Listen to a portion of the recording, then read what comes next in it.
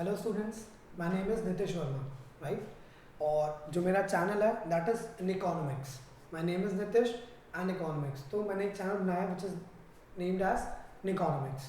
इस चैनल पे आपकी इकोनॉमिक्स को लेकर के जितने भी क्वेरीज होंगी, चाहे वो किसी भी लेवल तक होंगी, ठीक है, मैं पूरी कोशिश करूँगा, आई ट्राई एट मोस्ट कि मैं आपके वो सारे के सारे प्रॉब्लम्स का सोल्यूशन आपको फाइंड आउट करके दे सकूँ इस चैनल पे। चाहे वो आपका 11th ग्रेड हो, चाहे वो आपका 12th ग्रेड हो, चाहे वो आपका ग्रेजुएशन लेवल पर कोई भी प्रॉब्लम हो, मैं इस चैनल पे कोशिश करूँगा कि सारी प्रॉब्लम सॉल्व हो सके। As you guys very well know कि इस टाइम पे आपको कोविड-19 को फेस करना पड़ रहा है, आप लोग नहीं जा पा रहे, and that is the reason कि मैंने ये चैनल क्रिएट किया है सो दैट जो भी आप लोग अपने घर पे बैठे हुए हैं, आपकी जो प्रॉब्लम्स है इकोनॉमिक्स को लेके मैं सॉल्व कर सकूँ, ठीक है।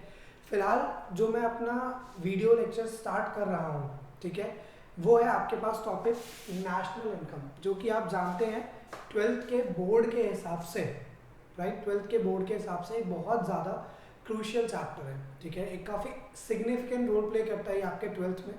तो what I will try is कि आपको ये जो चैप्टर है ये कॉन्सेप्ट बाय कॉन्सेप्ट बहुत ईजी समझ में आए।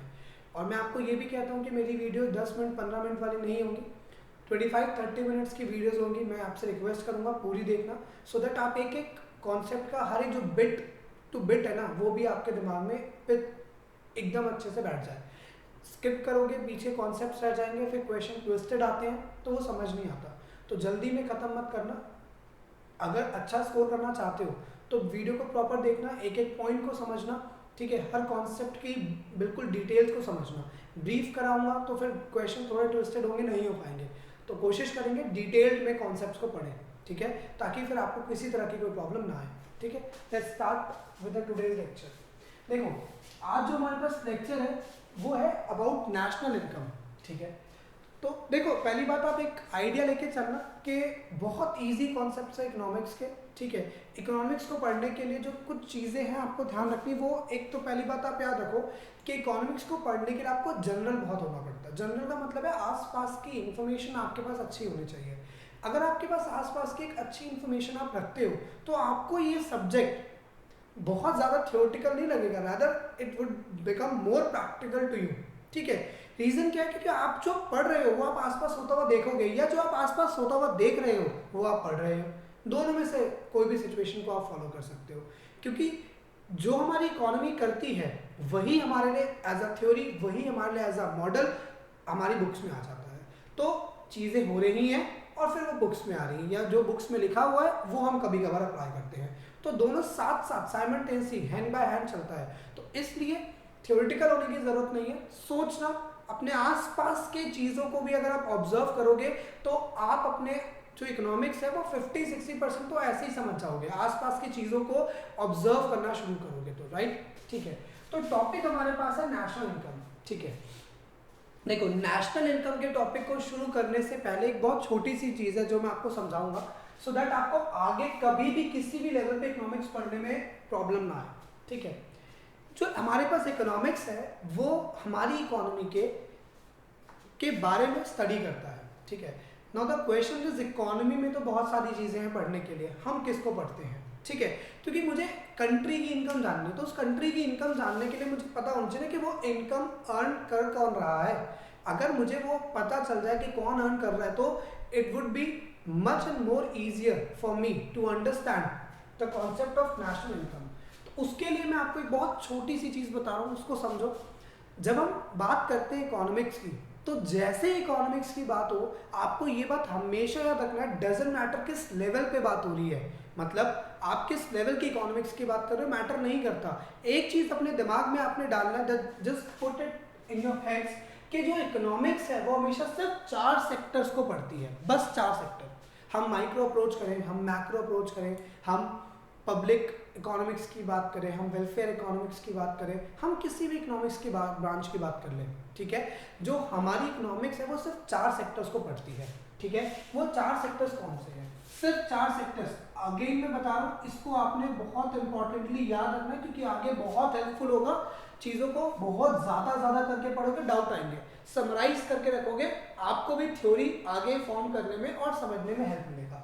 सो there are only 4 sectors in our economics. सिर्फ 4 सेक्टर्स होते हैं हमारी इकोनॉमिक्स के अंदर जिनको हम पढ़ते हैं, और you can say economic agents as well. ठीक है, सबसे पहला सेक्टर जो हमारी इकोनॉमी का होता है वो होता है एक इकोनॉमी का हाउस होल्ड सेक्टर। सबसे पहला सेक्टर किसी भी इकोनॉमी का कौन सा है? हाउस होल्ड सेक्टर होता है सबसे पहला सेक्टर। किसी भी देश को बढ़ाने में और डुबाने में, दोनों में इनका बहुत बड़ा रोल है। What if people start consuming, only then you will produce something. जब पीपल कंजम्पशन करना स्टार्ट करेंगे तभी तो आप प्रोडक्शन करोगे। And what if they stop consumption, अगर वो कंजम्पशन रोक दें तो आप समझ सकते हो जितनी भी इकोनॉमिक एक्टिविटीज है वो वहीं के वहीं स्टॉप हो जाएंगी। ठीक है, तो जो फर्स्ट थिंग आपको समझनी है कि किसी भी इकोनॉमी का सबसे बड़ा सेक्टर उनका हाउस होल्ड सेक्टर है, और इसका सबसे बड़ी जो एक्टिविटी है इकोनॉमी की वो कौन सी है? वो है कंजम्पशन एक्टिविटी। इकोनॉमी में सबसे बड़ा सेक्टर हाउस होल्ड सेक्टर, उसकी सबसे बड़ी एक्टिविटी कंजम्पशन। ठीक है, क्योंकि हम हाउस होल्ड है। ठीक है, जब भी हम अपने घरों पे है, हम क्या है? हम एक हाउस होल्ड है। हमारा वहां पे मोटिव क्या है? That we have some basic wants and we just want to satisfy those wants and that's it. ठीक है, by using various goods and services, but the major motive behind those consumptions is our satisfaction. ठीक है, तो house hold जो है वो हमेशा सिर्फ कंजम्पशन करता है। आप अपने घर में कोई भी चीज़ लेके आते हो, बड़ी से बड़ी, छोटी से छोटी, आप ब्रेड का पैकेट लेके आ रहे हो, जो मिस्टर अंबानी है वो बहुत अमीर है, वो अपने चॉपर लेके आ रहे हैं, अल्टीमेटली ब्रेड भी मैं कंज्यूम कर रहा हूँ, और वो अगर उनके पास उतना पैसा है तो वो जो चॉपर लेके आ रहे हैं वो भी वो कंज्यूम कर रहे हैं। तो जो हाउस होल्ड है उसका काम आप समझ लो क्या है? सिर्फ कंजम्पशन करने का। ठीक है, हाउस होल्ड जब भी आएगा आपने समझना है वो कंज्यूम करता है। हाउस होल्ड अपनी एंटायर लाइफ और कुछ नहीं करता, वो कंज्यूम करता है। हाँ, हाउस होल्ड एक और काम जरूर करता है, इन्वेस्टमेंट। ठीक है, और वो इन्वेस्टमेंट कौन सी होती है? वो होती है उसकी रेजिडेंशियल इन्वेस्टमेंट, मीन्स अपना घर लेना। इसके अलावा हाउस होल्ड अपनी एंटायर लाइफ कुछ भी नहीं करेगा। वो तरह तरह के गुड्स एंड सर्विसेज खरीदेगा, अपने आप को खुश करेगा। आप ऐसा होता है कि एक नई ड्रेस लेके जाते हो, मार्केट में लेके आते हो, खुशी हो जाती है थोड़ी देर के लिए, फिर दोबारा से वो खुशी बंद हो जाती है, फिर अपने आप को दोबारा खुश करने के लिए एक और नई ड्रेस परचेज करके लाते हो। तो इसीलिए हमारी जो वांट्स है वो एंडलेस है, वो कभी पूरी नहीं होंगी। इसीलिए हम कंजम्पशन कभी रोकते नहीं हैं, पहली चीज। दूसरी चीज जो हमारे पास आती है वो आती है प्रोडक्शन। ठीक है, दूसरा प्रोडक्शन में दूसरी जो चीज हमारे पास आती है, ठीक है, वो आती है, सेक्टर की बात मैं कर रहा हूं। दूसरा सेक्टर हमारे पास सबसे बड़ा है फर्म। ठीक है, पहला सेक्टर हाउस होल्ड, दूसरा सेक्टर फर्म। फर्म का काम क्या होता है? फर्म का काम होता है प्रोडक्शन करना। अगर मैं इतने सारे गुड्स एंड सर्विसेज को कंज्यूम कर रहा हूं तो कोई ना कोई तो होगा जो उनको बना रहा होगा। ठीक है, अगर मैं इतने गुड्स एंड सर्विसेज को कंज्यूम करता हूं तो there must be a person, ठीक है, who is producing those goods and services and that is firm. ठीक है, तो पहला सेक्टर कौन सा है? हाउस होल्ड, जिसका काम कंजम्पशन है। दूसरा सेक्टर कौन सा है? फर्म, जिनका काम है उन गुड्स एंड सर्विसेज को मुझे अवेल करवाना जिनको कंज्यूम करके मेरी सेटिस्फैक्शन पूरी हो सकती है। For example, you guys whosoever are watching my videos at that moment, ठीक है, आप लोग कंज्यूम कर रहे हो, आपकी एक वांट थी कि आपको नेशनल इनकम पढ़ना था, तो आप इस चैनल पे आए और आपने इस चैनल पे आके लेक्चर लेना शुरू किया। आप कंजम्पशन कर रहे हो, मतलब आप इन वीडियोस को देख रहे हो, मैं आपके लिए ये सर्विसेज आपको available at your door step करवा रहा हूँ। So that is what your firm is. ठीक है, तो हाउस होल्ड कंजम्पशन करता है, जबकि फर्म क्या करता है? फर्म का काम है प्रोडक्शन करना। ठीक है, अच्छा, प्रोडक्शन का मतलब अगर मैं दूसरे सेंस में कहूँ तो इन्वेस्टमेंट भी हो सकता है ना, क्योंकि जब मैं इन्वेस्टमेंट करूंगा तभी तो मैं कुछ प्रोड्यूस कर पाऊंगा, क्योंकि अगर मैं कुछ मशीनरी खरीदूंगा, कुछ सेटअप बनाऊंगा, तभी तो जाके कुछ प्रोडक्शन कर पाऊंगा। ठीक है, तो मतलब हाउस होल्ड का काम क्या होगा? कंजम्पशन करना। फर्म का काम क्या हो गया? इन्वेस्टमेंट करना। ठीक है, और इन्वेस्टमेंट करके वो क्या करती है? प्रोडक्शन करती है। अब एक बात सोचो, बहुत साल तक इकोनॉमिस्ट ना इन्हीं दोनों के ऊपर अपनी इकोनॉमिक्स को पढ़ते आए थे। ठीक है, जो क्लासिकल इकोनॉमिस्ट है, अभी मैं आपको एक लेक्चर रिकॉर्ड करके दूंगा जिसमें मैं आपको समझाऊंगा classical economics versus Keynesian school of thought. ये दो इकोनॉमिक्स के बेसिकली आप कह सकते हो थॉट्स थे। कुछ इकोनॉमिस्ट थे जिनका मानना ये था कि मैक्रो को पढ़ने की जरूरत नहीं है, बट लेटर ऑन 1929 के क्राइसिस के बाद एक इकोनॉमिस्ट थे प्रोफेसर जे.एम. कीन्स, उन्होंने बताया कि इकोनॉमिक्स को पढ़ना ज़रूरी है और उतना ही बहुत ज़रूरी है मैक्रो को एज अ सेपरेट ब्रांच पढ़ना। तो वो एक लेक्चर मैं आपको दूंगा जिसमें मैं कवर कर दूंगा इवोल्यूशन ऑफ मैक्रो, मैक्रो कैसे इवॉल्व हुआ, ठीक है। तो अगर मैं इन दोनों को स्टॉप कर दूं कि भाई तुम दोनों अपने अकॉर्डिंग कंज्यूम करो, अपने अकॉर्डिंग प्रोड्यूस करो, तो मेरी इकोनॉमी को मॉनिटर करना बहुत मुश्किल हो जाएगा। समझने की कोशिश करो, कंज्यूमर बहुत सारे हैं, कोई कहेगा मुझे वीड कंज्यूम करना है, कोई कहेगा मुझे AK-47 ला के दो, कोई कहेगा मुझे RDX ला के दो, तो लोग तो कुछ भी कंज्यूम करेंगे। अब एक की कंजम्पशन देन दूसरे के लिए बहुत नुकसान हो जाएगी, इजंट इट। अगर आपकी कंजम्पशन इन सब चीज़ों की होती है तो मे बी क्या for sure your consumption will harm the society, ठीक है। तो इसका मतलब है आपको मॉनिटर करना बहुत ज़रूरी है कि आप एक्चुअली में कंज्यूम क्या कर रहे हो, राइट। सिमिलरली अगर मैं प्रोड्यूसर को बोल दूं भाई तू कुछ भी प्रोड्यूस कर, तो वो तो कुछ भी प्रोड्यूस कर देगा, ठीक है। उसको तो अपने प्रॉफिट से मतलब है, प्रोड्यूसर का जो मेन मोटिव है प्रॉफिट है। अगर उसको लगता है कि उसको वीड बेच करके पैसा आ रहा है तो वो तो बना बेचेगा वीड। अगर उसको लगता है कि RDX बना के उससे पैसा आ रहा है तो वो तो RDX बनाएगा, ठीक है। इसका मतलब है अगर मैंने इन दोनों को अपने ओन पे छोड़ दिया तो मेरी इकोनॉमी बचेगी ही नहीं, क्योंकि ये कुछ भी कंज्यूम करेंगे और कुछ भी प्रोड्यूस करेंगे। और साइमल्टेनियसली साथ में समझो, हर कंज्यूमर के पास अफोर्डेबिलिटी नहीं होती, राइट। तो अगर हर कंज्यूमर के पास अफोर्डेबिलिटी नहीं होती तो जिनके पास अफोर्डेबिलिटी नहीं है वो तो कंज्यूम ही नहीं कर पाएंगे, क्योंकि neither they will have money neither they will be able to consume. So इसलिए इन दोनों को रेगुलेट करने के लिए, और ऐसे कंज्यूमर्स जिनकी परचेजिंग पावर एक्चुअली में बहुत कम है, ठीक है, उनकी कंजम्पशन भी इकोनॉमी के अंदर उतनी ही जरूरी है जितनी इनके लिए। तो इसलिए इनको रेगुलेट करने के लिए और ऐसे कंजम्पशन को प्रमोट करने के लिए गवर्नमेंट आती है, ठीक है। एंड थर्ड सेक्टर हमारी इकोनॉमी का कौन सा होता है, and that is our government, ठीक है। गवर्नमेंट जो थर्ड सेक्टर हमारे पास होता है इकोनॉमी का, वो कौन सा होता है, वो होता है गवर्नमेंट। पहला सेक्टर हाउस होल्ड सेक्टर, दूसरा प्रोडक्शन करती है फर्म, तीसरी होती है गवर्नमेंट। गवर्नमेंट हमारी कंट्री के अंदर इनको मॉनिटर करती है, ठीक है, दोनों को, इनकी कंजम्पशन प्रोडक्शन को, प्लस साथ ही साथ में ऐसे सेक्टर्स जो कि इकोनॉमिकली वीकर हैं उनके लिए कंजम्पशन के लिए उनके लिए सर्विसेज को अवेल करवाती है, जैसे कि लॉ एंड ऑर्डर को देखना, गवर्नमेंट स्कूल्स चलाना, गवर्नमेंट हॉस्पिटल्स चलाना, गवर्नमेंट यूनिवर्सिटीज चलाना। तो गवर्नमेंट जो होती है हमारी वो ये सारे काम करती है इनको रेगुलेट करने का। अगर रेगुलेट नहीं करेंगे, आप समझ सकते हो कि कोई भी चीज़ अगर रेगुलेट नहीं की जाती तो वो चीज़ अपने आप ही इनडिसिप्लिन्ड हो जाती है। आप हैं, आपके पेरेंट्स हैं, आपके पेरेंट्स आपको रेगुलेट कर रहे हैं, तभी तो उनके डर की वजह से ही आप बहुत जो भी आपकी जितनी भी आपकी शरारतें हैं वो फिर भी आप लिमिटेड रखते हो। क्यों? क्योंकि एक डर होता है, वो नहीं होगा तो आप खुद सोच सकते हो किस लेवल पे जा सकते हो। तो वैसे ही जैसे हमारे पेरेंट्स हमें कंट्रोल करते हैं, मॉनिटर करते हैं, इन दोनों को भी कंट्रोल और मॉनिटर कौन करता है? Government. And that is the reason कि आपकी इकोनॉमी सक्सेसफुली रन कर पाती है। अगर गवर्नमेंट मॉनिटर ना करे, रेगुलेट ना करे, तो ये कभी भी सक्सेसफुली काम नहीं करेंगे। इसके अलावा फोर्थ सेक्टर जो हमारे पास आता है इकोनॉमिक्स में, जिसे हम पढ़ते हैं, as everybody knows that we are in a era of globalisation. हम ग्लोबलाइजेशन में रह रहे हैं, ठीक है। In the wake of globalisation the economy is integrating day by day, ठीक है। जो इकोनॉमीज हैं इस टाइम पे वो डे बाय डे एक दूसरे के साथ इंटीग्रेट होती जा रही हैं। अब हम इंडिया जो है, इंडिया नेपाल के साथ, भूटान के साथ, बांग्लादेश के साथ, पाकिस्तान के साथ, चाइना के साथ, रशिया के साथ, ब्राज़ील के साथ, यूएसए के साथ, इराक के साथ, ईरान के साथ, यूके के साथ, सिंगापुर के साथ, वर्ल्ड के हर कंट्री, हर दूसरी कंट्री से ट्रेड कर रही है, ठीक है।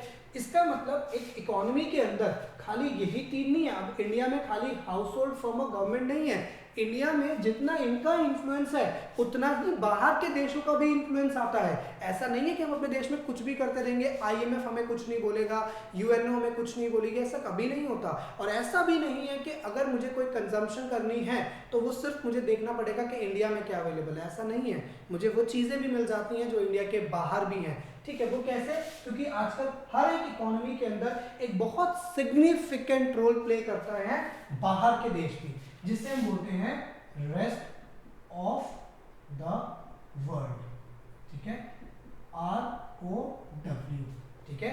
जितना सिग्निफिकेंट रोल हमारे लोकल प्रोड्यूसर्स का है उतना ही सिग्निफिकेंट रोल एक इकोनॉमी के अंदर बाहर से आए हुए प्रोड्यूसर्स का, रेस्ट ऑफ द वर्ल्ड का भी उतना ही होता है। आज आप देखो ना, गूगल, माइक्रोसॉफ्ट, ठीक है, और ऐसी बहुत बड़ी बड़ी कंपनियां हैं, कंपनी जो इंडिया के अंदर आ रही हैं, फॉरेन से एमएनसीज है, डेल कंपनी है, एचपी है, सारी फॉरेन कंपनीज है, इंटेल है, सारी फॉरेन की कंपनीज है इंडिया में आके बिजनेस कर रहे हैं और उनकी वजह से हमारी लाइफ भी काफ़ी हद तक ईजियर है, राइट।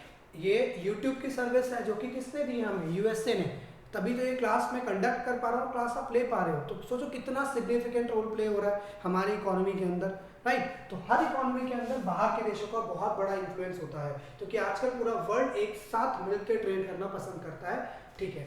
सो इसीलिए अब आपको जस्ट यही समझना है कि जो हमारे पास इकोनॉमिक्स है, ठीक है, उस इकोनॉमिक्स में यही 4 सेक्टर्स हमें पढ़ने होते हैं, हाउस होल्ड, फर्म, गवर्नमेंट और रेस्ट ऑफ द वर्ल्ड। इस 4 सेक्टर के अलावा इकोनॉमिक्स में हम किसी और सेक्टर की बात नहीं करते। ये चारों सेक्टर्स का इंकर्जन, इन चारों सेक्टर्स के बीच में होने वाली मॉनेटरी ट्रांजैक्शंस, एक्टिविटीज, इन्हीं सब चीज़ों को कौन पढ़ता है, आपकी इकोनॉमिक्स पढ़ती है, ठीक है। टू बी वेरी प्रिसाइज मैं आपको एक जस्ट हिंट दे देता हूँ, ठीक है। ये जो 2 सेक्टर्स आप देख रहे हो ना, ये 2 सेक्टर्स अगर मैं बात करूँ आपसे हाउस होल्ड और फर्म की, ये तो बहुत जो है ना, बहुत छोटे छोटे ग्रुप्स में बहुत लार्ज स्केल पे डिवाइडेड है, स्कैटर्ड है। जैसे अलग अलग लोकेलिटी है तो हर एरिया का प्रोड्यूसर अलग होगा, कंज्यूमर अलग होगा। अब गोवा के कस्टमर्स हैं, गोवा की मेंटालिटी अलग होगी, केरला की मेंटालिटी अलग होगी, तमिलनाडु की अलग होगी, दिल्ली की अलग होगी, महाराष्ट्र की अलग होगी। मतलब जो हाउस होल्ड और फर्म है वो डिफरेंट डिफरेंट पार्ट में डिवाइडेड है। इनके कंजम्पशन पैटर्न्स भी डिफरेंट है। अगर इनके कंजम्पशन पैटर्न डिफरेंट है तो इनके प्रोडक्शन पैटर्न भी ऑफ कोर्स डिफरेंट ही होंगे। इसीलिए हम कहते हैं कि ये जो है ना, इनको जितना सेपरेटली पढ़ा जाए उतना ही अच्छा है, ठीक है। इनको जितना मैं सेपरेटली पढ़ूंगा उतना ही डिटेल में समझ पाऊंगा, क्योंकि वो स्ट्रैटेजी, सपोज दैटली आपने एक बिजनेस स्ट्रैटेजी बनाई, ठीक है, आपने एक बिजनेस स्ट्रैटेजी बनाई गोवा के लिए कि मैं गोवा के अंदर ये जाके बिजनेस करूंगा और ऐसे काम करूंगा, इस तरीके से मुझे प्रॉफिट वगैरह आ सकता है। आपने पूरा का पूरा एनालिसिस एक बार कर लिया। वो स्ट्रैटेजी हम श्योर के उत्तराखंड में अप्लाई नहीं हो पाएगी। वहाँ का क्लाइमेटिक कंडीशंस, वहाँ के कंजम्पशन पैटर्न्स, वहाँ की परचेजिंग पावर, हर चीज़ डिफरेंट होगी, वहाँ पे आपको डिफरेंट अप्लाई करना पड़ेगा, इजंट इट।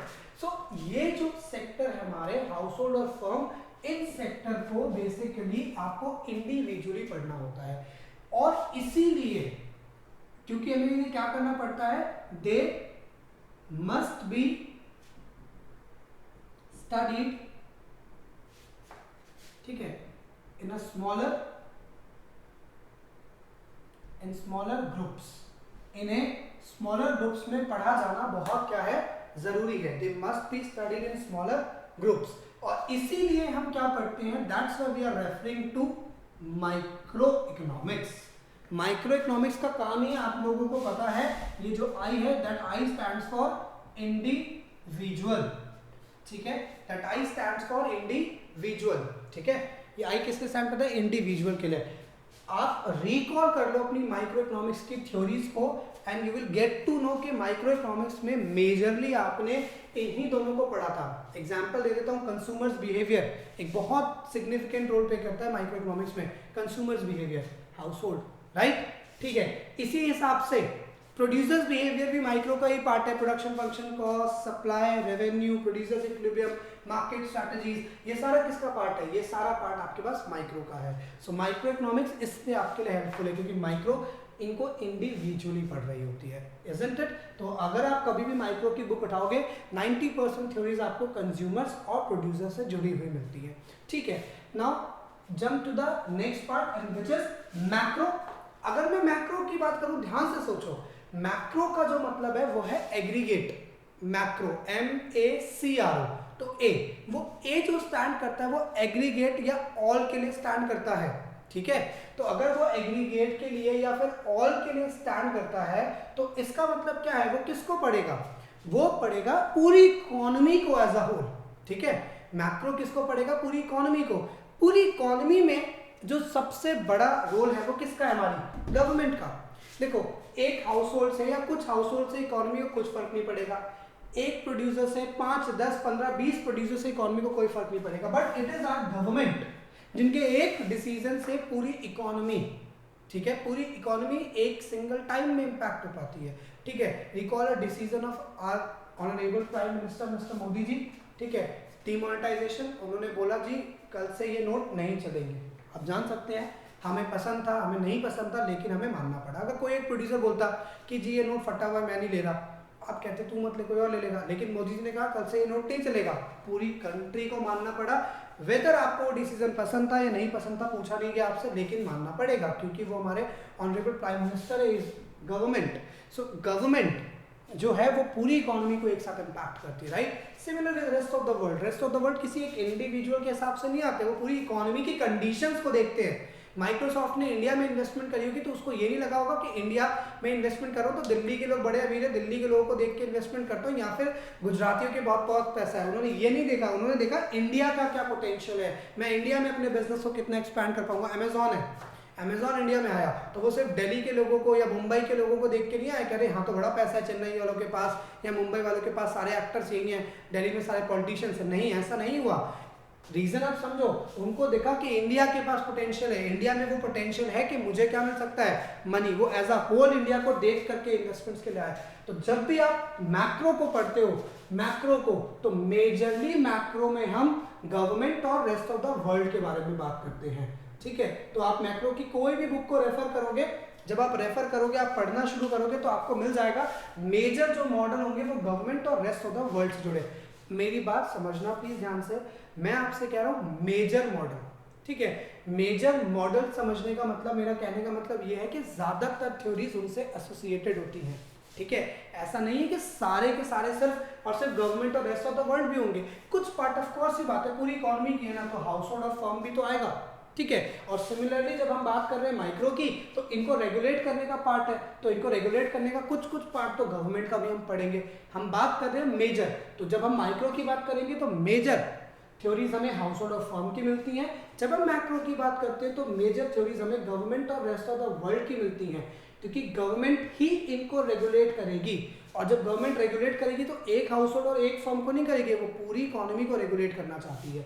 तो इससे मेजर थ्योरीज किसकी होंगी, गवर्नमेंट की। So this A stands for aggregate और यू कैन से ऑल।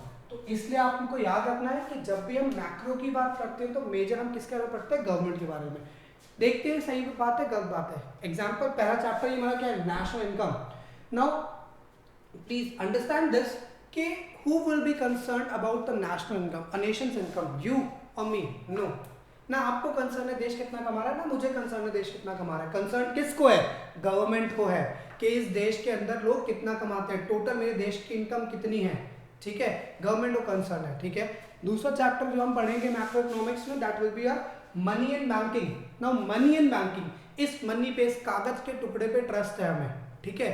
ये कागज के टुकड़े पे ट्रस्ट किसकी वजह से, हमारी गवर्नमेंट की वजह से है। अगर गवर्नमेंट उस कागज के टुकड़े से, जैसा कि हुआ था 8 नवंबर 2016 में, जैसा कि हुआ था, अगर वही हो जाए ना तो वापस कहानी वहीं पहुंच जाएगी। उस पे से गवर्नमेंट ने कहा जी अब से हम नहीं मानते इसको मनी, हमें नहीं मानना पड़ा मनी उसको, दैट इज द आइडिया। अगर गवर्नमेंट ने कह दिया तो ही तो वो मनी हमारे लिए, मतलब मनी को पूरा रेगुलेट कौन कर रहा है, गवर्नमेंट। बैंकिंग सिस्टम, लोग करोड़ों रुपए अपने बैंक्स में डाल देते हैं, सिर्फ किसके भरोसे पे, गवर्नमेंट के भरोसे पे।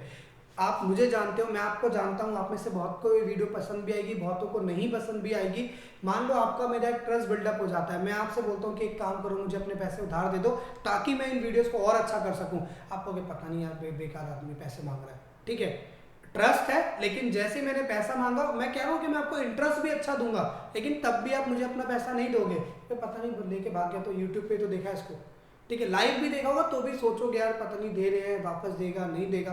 लेकिन बैंक आपको इतना कम इंटरेस्ट रेट देता है, उसके बाद भी आप उसमें पैसा डालते हो, क्यों, भरोसा है कि भाग नहीं सकता। क्यों, बैंक बाय गवर्नमेंट, भागेगा भी तो गवर्नमेंट तो बैठी है ना, गवर्नमेंट ने अप्रूव किया था, हम तो गवर्नमेंट को पकड़ लेंगे, ठीक है। तो बैंकिंग भी कंट्रोल कौन करता है, गवर्नमेंट। इसके बाद हम पढ़ेंगे aggregate demand and aggregate supply.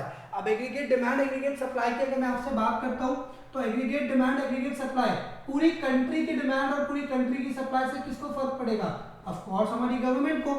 आपको या मुझे क्या फर्क पड़ रहा है कि पूरी कंट्री क्या मांग रही है क्या नहीं मांग रही है, हमें किससे फर्क पड़ता है, हमारी गवर्नमेंट से, कि हमारी गवर्नमेंट क्या कह रही है। पूरे देश में डिमांड से किसको फर्क पड़ेगा, हमारी गवर्नमेंट को, क्योंकि गवर्नमेंट देखेगी कि पूरा कंट्री क्या मांग रहा है और उसके अकॉर्डिंगली सप्लाई क्या वैसी जा रही है चीजों की, ठीक है।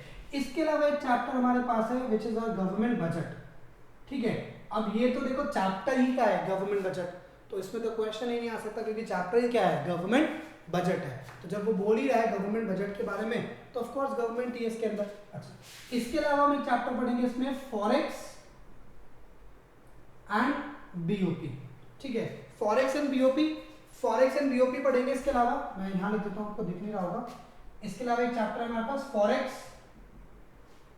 एंड बीओपी, है ना। तो फॉरेक्स एंड बीओपी की अगर मैं बात करता हूँ, फॉरेन एक्सचेंज रेट, इसका मतलब क्या है कि मेरी कंट्री की जो करेंसी है विच इज रुपी, आईएनआर, ठीक है, वो आईएनआर यूएस डॉलर टर्म में किस रेट पे एक्सचेंज होगी, मतलब कितना मैं आईएनआर दूंगा ताकि मुझे 1 यूएस डॉलर मिल सके। ठीक है, तो वो डिसाइड कैसे होता है, वो डिसाइड हमारी गवर्नमेंट की पॉलिसीज पे होता है, इकोनॉमिक कंडीशंस पे होता है, मार्केट कंडीशंस पे होता है, right. Balance of payment, balance of payment क्या है, बैलेंस ऑफ पेमेंट एक आप समझ सकते हैं एक स्टेटमेंट है, एक अकाउंटिंग स्टेटमेंट। जैसे एक जो बिजनेस हाउस होता है वो अपनी एक स्टेटमेंट बनाता है ना, trading and PL account, balance sheet बनाता है ताकि वो जान सके नेट वर्थ क्या है कंपनी की। सेम बीओपी भी एक अकाउंटिंग स्टेटमेंट होती है जो रिप्रेजेंट करती है आपके गवर्नमेंट के अकाउंट्स कि जो हमारी गवर्नमेंट, फर्क कितना है, जो हमारी गवर्नमेंट फॉरेन के साथ, मतलब हमारी कंट्री के जो लोग इंपोर्ट एक्सपोर्ट कर रहे हैं, उस इंपोर्ट एक्सपोर्ट का एक प्रॉपर जो अकाउंट होता है उसे हम बैलेंस ऑफ पेमेंट कहते हैं। अब इंपोर्ट एक्सपोर्ट आप जानते हो पूरा का पूरा कौन कंट्रोल करता है, गवर्नमेंट। सो इसीलिए आई वाज टेलिंग यू कि जो पूरी मैक्रो इकोनॉमिक्स है वो मेजरली किसको पढ़ती है, अगेन मैं वर्ड कर रहा हूँ मेजरली, नॉट एंटायरली, मेजरली किसको पढ़ती है, मेजरली गवर्नमेंट और रेस्ट ऑफ द वर्ल्ड को पढ़ती है, और माइक्रो किसको पढ़ती है, हाउस होल्ड और फर्म को। This was a introduction to you, ये आपको एक इंट्रोडक्शन था। सो आप कभी भी whenever you will come across with a book of micro economics और मैक्रो इकोनॉमिक्स, तो उस बुक के हेडलाइन, उस बुक के टाइटल को पढ़ते ही whenever it will be micro, आपको सीधा आज के बाद मैं मानता हूं कि जैसे ही आप माइक्रो की बुक देखो, आप एक बात के लिए बहुत ज्यादा श्योर जाना कि माइक्रो है, तो it will definitely study about house hold and firm, means consumption patterns और प्रोडक्शन पैटर्न्स को। और जब भी कोई बुक आप पढ़ो जिसके ऊपर मैक्रो करके लिखा हो, मैक्रो लिखा हो, किसी भी लेवल की हो, ठीक है, घबराना नहीं है, ठीक है, डोंट बी बेविल्डर्ड।